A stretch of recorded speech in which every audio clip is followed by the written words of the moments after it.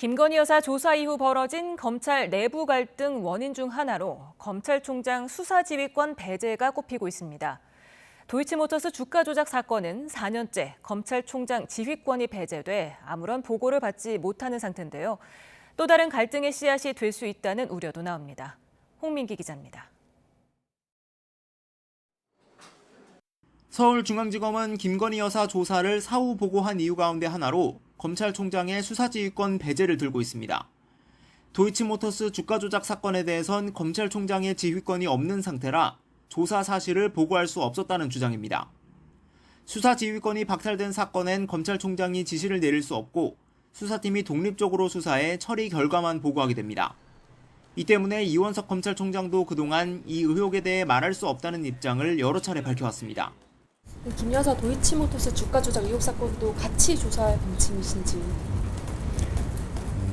여러분도 알고 계시겠지만 그 부분은 제가 수사지휘권이 배제된 상황이기 때문에 따로 말씀드리지는 않겠습니다. 도이치모터스 주가 조작 사건에 검찰총장의 지휘권이 배제된 건 지난 2020년 10월부터입니다. 추미애 당시 법무부 장관은 윤석열 검찰총장이 자신의 부인이 연루된 사건을 지휘하면 공정성이 훼손될 우려가 있다며 이 같은 결정을 내렸습니다. 하지만 그 뒤로 법무부 장관은 박범계, 한동훈 전 장관을 거쳐 3차례 바뀌었고 검찰총장도 2번 교체됐습니다. 현재는 도이치모터스 주가 조작 사건과 직접 연관이 있는 사람은 한 명도 남지 않은 만큼 더는 지휘권을 박탈할 명분이 부족하다는 지적이 나옵니다. 4년 가까이 검찰총장이 수사 내용을 보고받지 못하다가 현직 영부인을 조사하는 상황에 이르면서 검찰 내부 갈등이 수면 위로 드러나는 직접적인 원인이 됐다는 분석도 있습니다.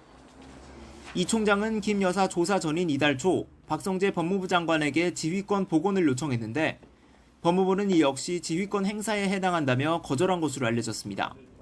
반면 취임 2년 사이 지휘권을 회복할 기회를 여러 차례 놓쳤다며 이 총장을 비판하는 목소리도 검찰 안팎에서 나오고 있습니다.